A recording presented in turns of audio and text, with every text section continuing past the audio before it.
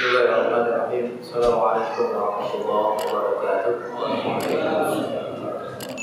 Alhamdulillah, alhamdulillahilladzi arsala rasulahu bil huda wal haqq liyudhhirahu 'ala ad-dini kullihi wa kafa billahi shahida. Asyhadu an la ilaha illallah wahdahu la syarika lahu wa asyhadu anna Muhammadan 'abduhu wa rasuluhu alladzi la nabiyya ba'dahu.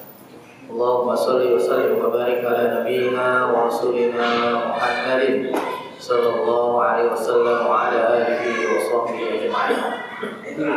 Qala Allah ta'ala fil Qur'anil Karim, a'udzu billahi minasyaitonir rajim. Ya ayyuhalladzina amanu taqullaha haqqa tuqatih wa la tamutunna illa wa antum muslimun.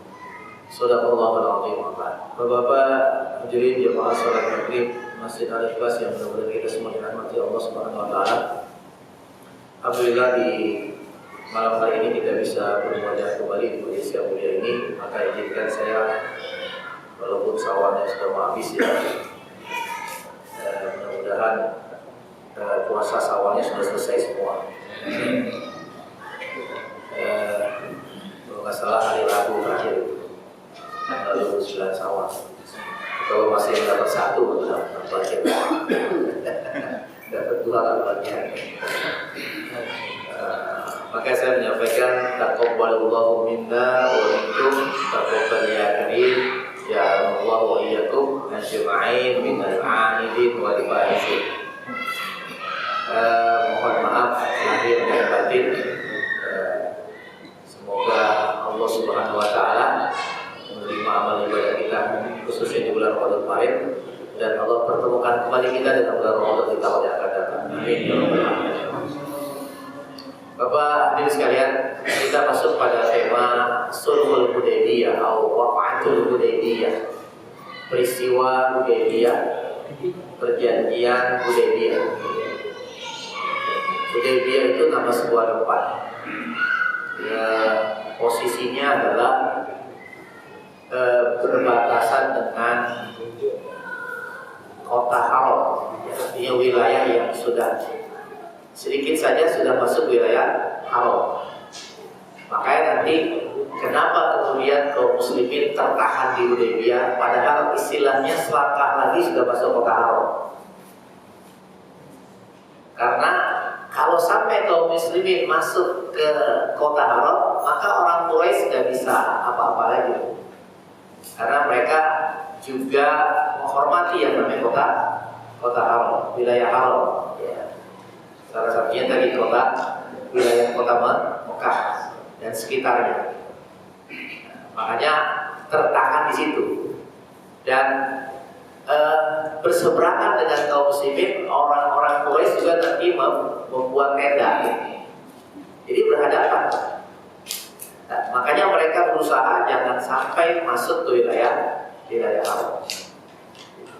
Karena sudah dari dulu ya, bahwasanya ada aturan-aturan sendiri ketika berada di wilayah haram.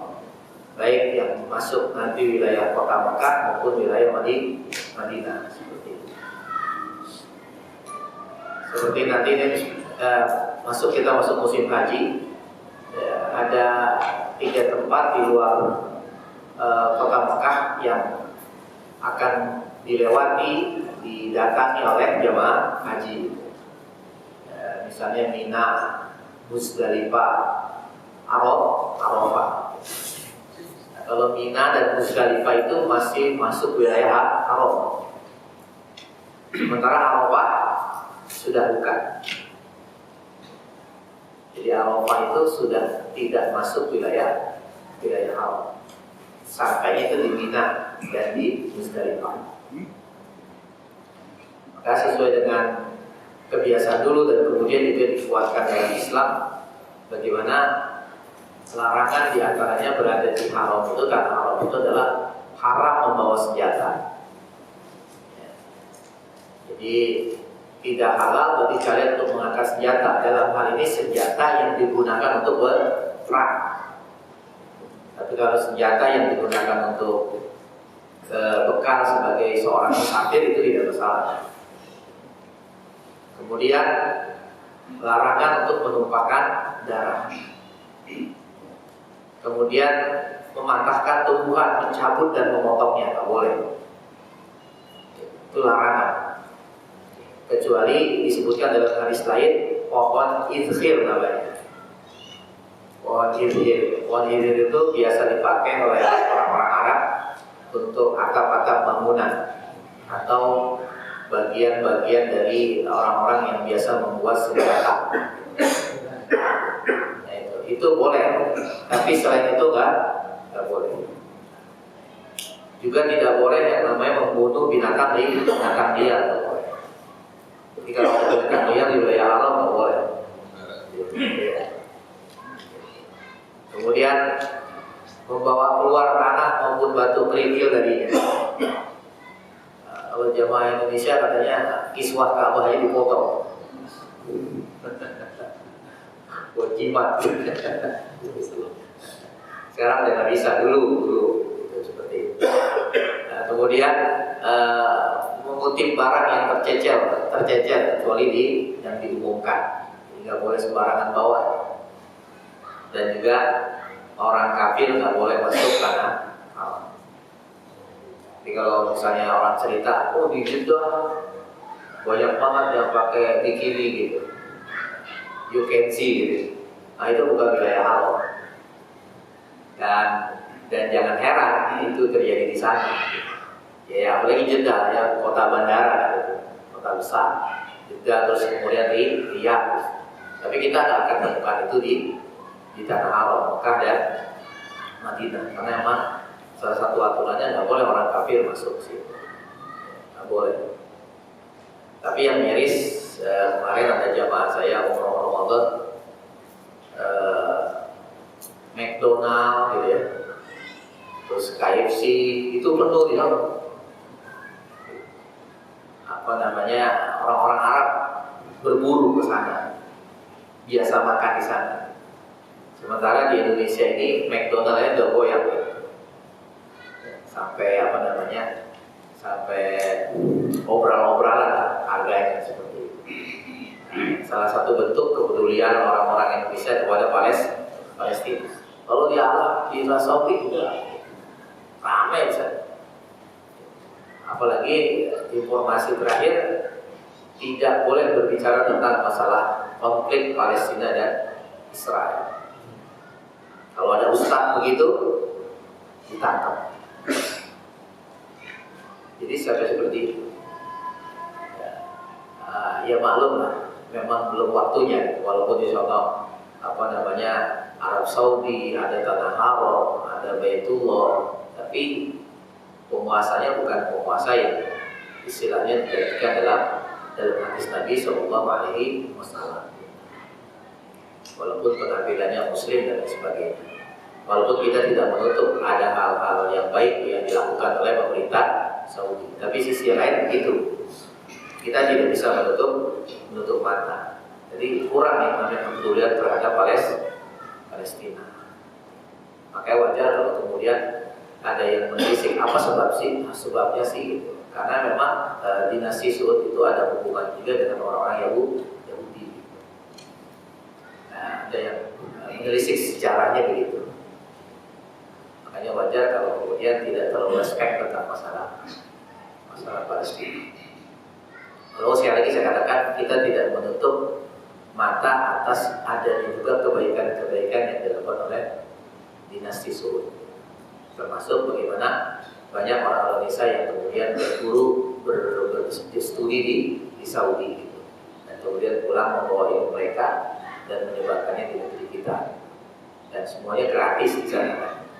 Bahkan dapat uang saku dan sebagainya. Itu tidak menutup.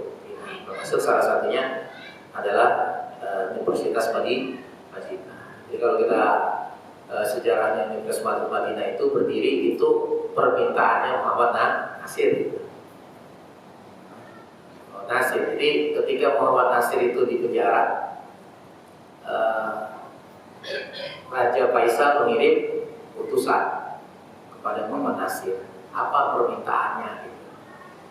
Minta dibebaskan. Ternyata Muhammad Nasir tidak minta itu. Kalau saya minta dibebaskan dari penjara, Raja Faisal akan melobi ketika itu biar dibebaskan dari penjara.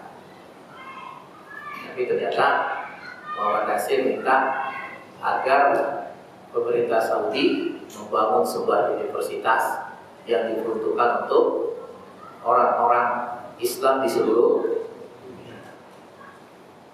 Maka akhirnya dibangunlah Universitas Islam di Madinah. Itu salah satu inisiatif dari tokoh kita, yaitu Muhammad Nasir Allah. Itu luar biasa. Nah, itu dia sedikit kita bicara tentang itu. Nah, kembali lagi, ya, jadi dinamakan Sulhul Hudaybiyah, dinisbatkan dengan Hudaybiyah karena emang ini terjadi di wilayah Hudaybiyah yang berbatasan langsung dengan wilayah Arab. Lalu kenapa peristiwa ini terjadi?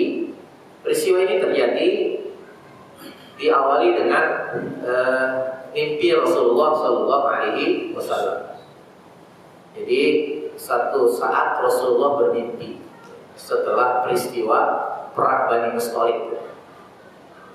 Sebagaimana saya sampaikan dalam bahasan kita, perang Bani Mustaliq itu upaya Rasul, seolah itu upaya Rasul untuk mensterilkan setiap daerah yang berdekatan dengan Mekah, yang pada saatnya nanti dengan izin Allah Mekah mampu ditaklukkan. Maka perlu salah satunya yang disterilkan itu adalah wilayah kekuasaan yang diduduki oleh Bani Mustaliq. Maka setelah peristiwa itu kaum muslimin mampu mengalahkan Bani Mustaliq. Satu saat Rasulullah bermimpi, di mana dalam mimpinya itu beliau masuk ke Masjidil Haram, masuk ke kota Mekah, tawaf dengan aman, tanpa ada gangguan sedikit pun. Dan tentang mimpi Rasulullah ini yang disebutkan oleh Allah Subhanahu Wa Taala dalam surat Al-Fat ayat 27. Laqad sadaqallahu rasulahu ru'ya bil haqq. Sungguh ya, benarlah Allah ya dengan mimpi Rasulnya itu. Karena kita tahu mimpi Rasul berarti adalah wahyu. Jadi benar. Apa bentuk mimpinya? Apa isi mimpinya? La tadkhulunna Masjidil Haram insyaallah amin. Benar-benar kamu Muhammad akan masuk ke Masjidil Haram insyaallah dengan izin Allah, itu dengan rasa yang penuh aman. Amin. Aman pokoknya, enggak ada gangguan. Muhallikina ru'usakum, di mana ketika kamu melakukan ibadah di sana di Masjidil Haram, muhallikina ru'usakum. Kalian itu nanti kaum muslimin akan mencukur rambut mereka sampai botak, kalau bahasa kita. Muhallikin. Jadi ru'usakum, jadi total dibotakin. Wamukosin, tapi ada sebagian juga yang sifatnya hanya memendekkan. Nah itu dalam tahalul begitu ya.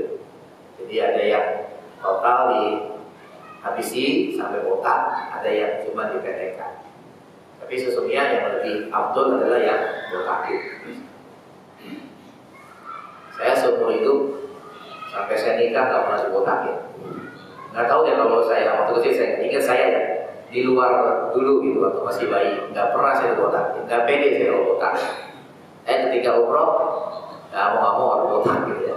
Saya abdulnya gitu ya, lebih abdul gitu. Dan ternyata enak botak, kemarinnya botak terus. Gitu. Jadi kalau di Mekah, saya kalau Mekah itu botak karena di 5 titik ini di Mekah. Dan itu harus botak. Walaupun ada beberapa terapis yang tidak perlu dibotakin, di titik-titik yang di Mekah itulah yang dicukur. Tapi kalau terapis saya itu harus dibotakin biar lebih enak dan lebih steril gitu. Jadi terbiasa dengan botak. La takhafun, kata Allah, kalian nggak ada rasa takut ketika kalian melakukan itu semua di Masjidil Haram. Maka mimpi ini kemudian diceritakan Rasulullah kepada para sahabat. Wah, para sahabat senang banget dengarnya. Ya Rasul, kapan ya Rasul? Ya, Ya, apalagi sahabat-sahabat yang dari muhajirin dari Mekah, di mana mereka sekian tahun meninggalkan tanah kelahiran mereka, terusir dari tanah kelahiran mereka, maka rasa rindu kepada tanah kelahiran itu sangat luar biasa gitu. Apalagi begitu mereka sudah muslim, bagaimana kedudukan Mekah itu sama sekali tidak berkurang. Bahkan kemudian Baitullah, Ka'bah, ketika mereka sudah menjadi muslim, hijrah ke Madinah, kemudian menjadi kiblatnya kaum muslimin. Nah, ketika mereka awal hijrah kan belum kiblatnya ke Ka'bah, masih ke Masjidil Aqsa. Nah, ini bertambah membuat mereka senang bisa melihat Ka'bah lagi. Sesuatu yang menjadi kebiasaan mereka dari mulai mereka jahiliyah. Setiap kali mereka melalui Ka'bah, mereka tawaf, walaupun dengan cara-cara jahiliyah. Dan itu tidak mereka bisa lakukan lagi setelah mereka masuk Islam. Maka begitu Rasulullah menyampaikan tentang mimpinya itu, mereka senang sekali. Maka akhirnya Rasul pun ketika itu mengumumkan kepada para sahabat, ya, agar mereka bersiap-siap untuk berangkat ke Mekah. Dan hari itu, di hari Senin tanggal 1 Zulqa'dah, berangkatlah Rasulullah bersama dengan para sahabat.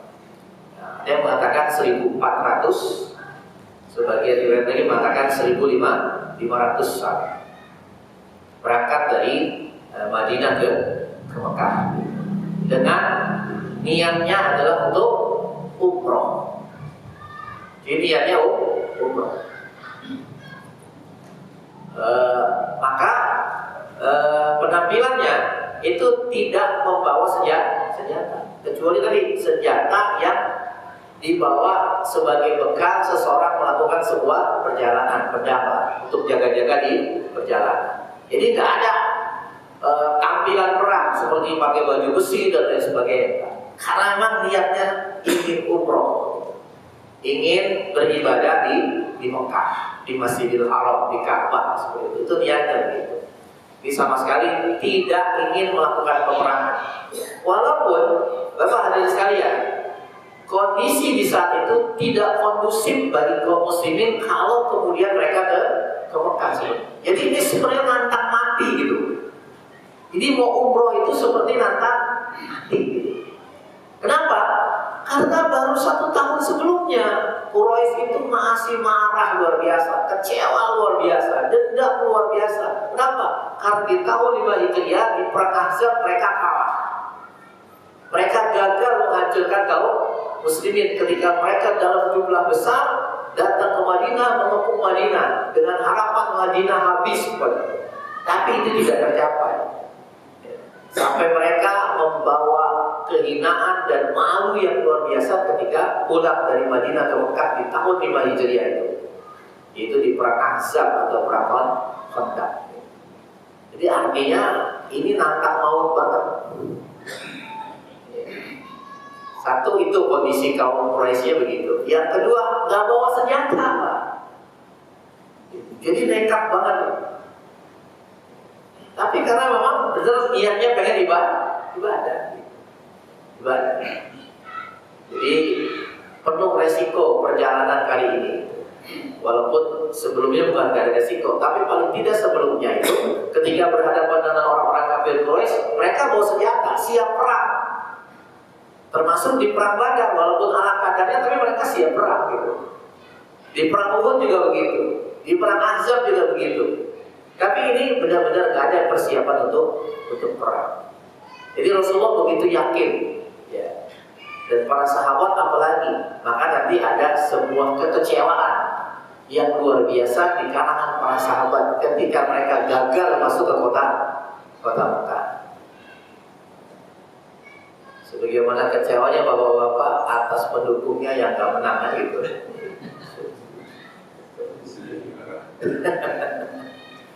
Wajar itu kecewa mah, ya. Sama para sahabat ketika itu kecewa luar biasa. Dan kecewa mereka ekspresinya apa? Ketika Rasulullah suruh menyembelih, itu nggak ada yang mau melakukan. Saking kecewanya. Jadi ada momen di mana para sahabat seolah membantah perintah Rasul. Itu saking kecewa, orang mau kecewa gitu. Sampai-sampai seorang Umar itu bertanya pada Rasulullah, "Ya Rasulullah, engkau ini Rasul kan?" Sampai begitu Umar. Saking kecewa dengan itu. Karena kok mau jadi istilahnya dibohongin, istilahnya direndahkan kaum muslimin dengan isi perjanjian Hudaybiyah nanti, di mana salah satu poinnya nggak boleh umroh tahun ini. Bayangin Pak, udah bawa pakai umroh, udah bawa sembelihan, hadiah gitu, sampai semua suruh pulang. Ibarat orang mau pergi haji, udah sampai, kan banyak kejadian tuh, ya, udah sampai di bandara, nggak boleh masuk, suruh balik lagi.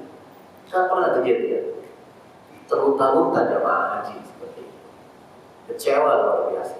Dan begitulah yang dialami para sahabat. Sampai seorang Umar itu bertanya kepada Rasul, "Ya Rasul, engkau Rasul kan?" Gitu. "Iya, Rasul." Tapi Rasul menanggapinya dengan tidak emosi. "Iya, aku Rasul. Tapi kenapa engkau mau menerima perjanjian itu?" Kata Rasul, "Sederhana saja, Umar, aku ini Rasul. Apa yang aku lakukan itu dibimbing oleh Allah SWT." Jadi zahirnya seolah merugikan, tapi di balik itu ada kemenangan, keuntungan yang luar biasa. Satu poin pertama dari kemenangan kaum muslimin, walaupun ini tidak tertulis dalam perjanjian Hudaybiyah apa, selama ini kurang lebih 13 tahun di Mekah, kemudian ketika hijrah 6 tahun sampai terjadi peristiwa Hudaybiyah itu kaum muslimin dianggap gerombolan yang gak jelas. Ya, walaupun mereka sudah ada di Madinah, bahkan membangun sebuah kekuatan beberapa kali perang, tapi mereka anggap itu orang-orang ilegal gitu. Orang-orang ilegal tidak diakui seperti sebuah negara gitu. Maka ketika mereka mengajak bicara, mengajak berunding, itu sebuah kemenangan. Artinya sebuah pengakuan kaum muslimin adalah punya negara. Nah, salah satunya Palestina kan nggak gitu, nggak diakui. Jadi otoritasnya seperti di Yerusalem gitu, di wilayah Masjidil Aqsa itu sendiri, itu kan di bawah kekuasaan Israel. Walaupun secara administrasinya katanya di bawah Yordania kan, Yordania seperti itu. Jadi ada negara tapi tidak diakui seperti itu. Nah, itu kemenangan yang tidak tertulis dalam perjanjian. Jadi dengan kaum musyrikin Mekah mengajak perjanjian, itu sudah sebuah kemenangan. Karena sudah diakui sebagai sebuah negara, sebuah komunitas, eksistensinya sudah diakui. Itu yang tidak dilihat oleh para sahabat. Itu dilihat oleh para sahabat. Sampai Umar penasaran, udah datang ke Rasul, jawabannya begitu, datang ke Abu Bakar. Abu Bakar, gimana sih Rasul?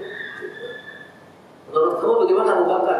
Dan luar biasa jawabannya Abu Bakar, persis dengan jawaban Rasulullah. Padahal sebelumnya nggak tahu kali dulu antara Abu Bakar dengan Rasulullah.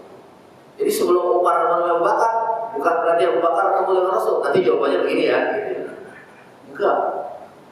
Tapi ini karena kesatuan hati, ikatan yang kuat, jawabannya sama persis. Itu bedanya Abu Bakar dengan yang lain. Benar-benar ta'riful qulubnya dengan Rasulullah itu luar biasa. Kesatuan hati dengan Rasulullah luar biasa. Ketika Umar tanya begitu, wahai Umar, beliau adalah Rasulullah. Apa yang beliau lakukan dibimbing oleh Allah. Persis kata-kata Rasulullah. Itu Umar. Akhirnya walaupun nanti ternyata benarlah Rasulullah tindakannya, sampai-sampai Umar itu taubat gitu ya. Taubat, dan dia banyak bersedekah gara-gara itu. Karena dia sudah lancang mengatakan, kamu Rasul kan gitu.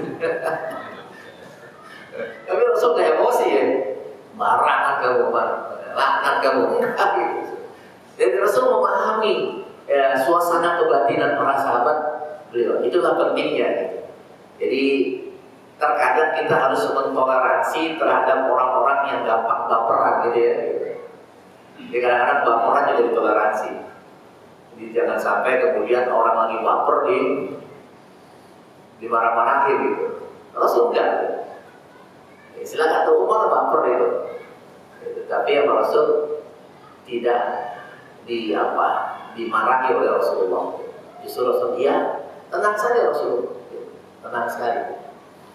Nah, berangkatlah ketika itu Rasulullah dan para sahabat. Dan dalam catatan sejarah para ulama mengatakan ini peristiwa ini setelah setelah perang Badar sampai peristiwa perang ini, inilah satu-satunya peristiwa yang orang munafik tidak ikut. Orang munafik tidak ikut, kecuali hanya satu orang saja. Kenapa tidak ikut? Karena menurut mereka tadi mati konyol kalau kita ikut. Bawa senjata enggak, gitu. Kondisi kaum musyrikin lagi marah, belum redam emosi mereka gitu. Apa untungnya gitu? Akhirnya mereka enggak ikut. Hanya satu saja. Nah, satu orang ini, Ja'ad bin Qais ini, orang munafiknya, ini dia punya keyakinan kalau orang Islam, Rasulullah udah perang, itu pasti menang. Kalau menang, kita bakal dapat ghanimah. Jadi itu motivasinya. Pengen dapat ghanimah. Iya, jadi dari dulu ada orang yang berjuang motivasi jabatan ada itu, motivasinya ada. Itu gitu. Itu berarti orang munafik. Iya, cirinya munafik. Jadi dukungnya kalau dapat jabatan, gitu. Ya, kalau dapat kedudukan. Nah itu hati-hati juga. Kalau ditanya Ustaz, kalau bansos gimana bisa jadi gitu, dukung karena bansos gitu ya. Seperti itu. Nah, akhirnya berangkat Rasulullah SAW di hari Senin itu tanggal 1 Dzulqa'dah tahun 6 Hijriah. Sampai kemudian sampai Rasulullah di sebuah daerah namanya Asfan, kurang lebih posisinya 80 km dari kota Mekah. Asfan. Nah di sana Rasulullah mengutus seseorang bernama Busra bin Sufyan untuk apa? Memata-matai kondisi orang-orang Mekah. Bagaimana nih kondisi Mekah? Sampai akhirnya didapatkan informasi ternyata orang Mekah sudah tahu dan mereka sedang menyiapkan pasukan dibagi dua kelompok. Salah satunya kelompok yang dipimpin oleh Khalid bin Walid. Ingat Khalid bin Walid ketika itu belum masuk Islam. Nanti setelah peristiwa Hudaybiyah baru masuk Islam. Khalid bin Walid. Ya, jadi Khalid bin Walid bersama 200 pasukan berkuda, pasukan khusus. Yang lainnya, kelompok yang lainnya tidak.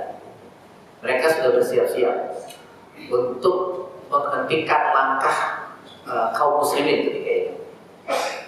Maka ketika Rasulullah mendapatkan berita itu, kemudian beliau mengajak musyawarah para sahabat. Ini gimana ini? Ya, ini gimana menghadapi sikap Quraisy? Kita lanjutkan atau kita balik? Kalau kita lanjutkan, kemudian mereka memaksa, bagaimana sikap kita? Apakah kita mengalah atau kita hadapi mereka? Artinya perang. Walaupun niat awal kita ingin umroh. Nah, Rasul gitu. Maka berkatalah ketika itu Abu Bakar As-Siddiq. Kata Abu Bakar, Allah wa Rasuluhu a'lam. Hanya Allah dan Rasul saya yang tahu sebenarnya apa maksud kita dan bagaimana sikap yang harus kita ambil dalam menghadapi orang-orang kafir Quraisy. Innama ji'na muqtadirin, di mana kita datang ke Mekah ini tujuannya cuma ingin umroh, kata Abu Bakar itu menyampaikan. Walam naji li kita li ahadin, dan sedikit pun kita datang ke Mekah ini tidak ingin memerangi seorang pun. Walakin, kata Abu Bakar, ini luar biasa Abu Bakar, ya kita kenal lembut, tapi terkadang di posisi tertentu bagaimana dia bisa keras dan tegas. Maka dalam momen saya pernah sampaikan, dalam momen ketika beliau diangkat sebagai khalifah, ketika beliau memutuskan untuk memerangi siapapun yang mengaku Islam tapi tidak mau bayar zakat, maka Abu Bakar memutuskan untuk memerangi mereka. Padahal ketika itu Umar yang kita kenal sebagai orang yang keras, kata Umar, jangan, mereka mesti muslim. Maka kata Abu Bakar apa? Enggak, saya akan memerangi siapapun man farraqa bainas shalah waz zakat. Saya akan perangi siapapun yang memisahkan antara sholat dengan zakat. Maka Umar tidak bisa apa-apa lagi, maka diperangi lagi, sampai mereka kemudian bertaubat dan mau mengeluarkan zakat lagi. Lalu kalau orang walakin man hala bainana wa bainal bait qatalnahu. Tapi ya Rasulullah, siapapun yang berani menghalangi antara kita dengan Baitullah, artinya menghalang kita datang ke Mekah untuk melaksanakan umrah, maka kita akan perangi ya Rasul.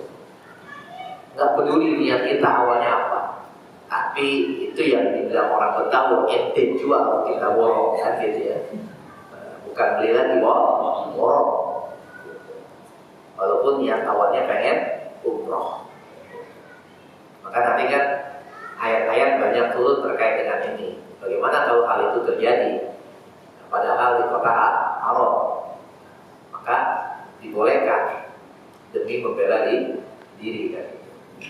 Jadi perangi mereka ketika mereka memerangi kalian, hatta yuqatilukum fi, sampai mereka memerangi kalian. Jadi kalau mereka merangi walaupun itu di kota Haram boleh.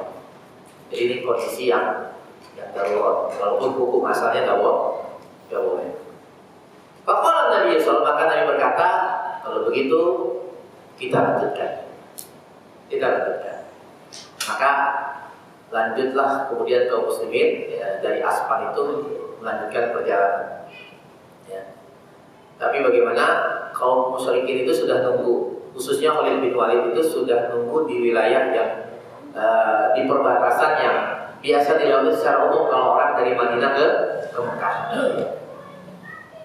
Tapi Rasulullah tahu ini pasti akan dicegat di sini. Ini kecerdasan Rasulullah, sama seperti terulang seperti ketika di saat hijrah ke Madinah.